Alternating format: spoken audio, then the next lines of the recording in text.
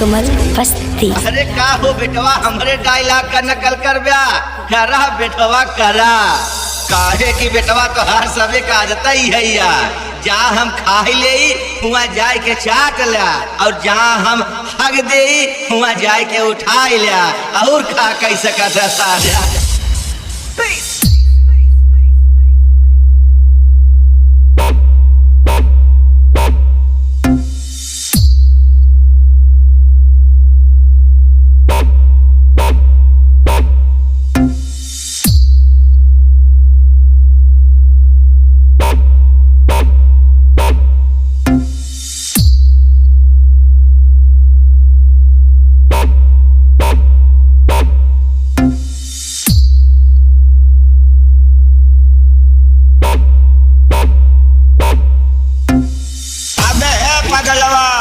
भगवान बुद्धि दिया है तो कई प्रयोग कर सारे। हर हर महादेव।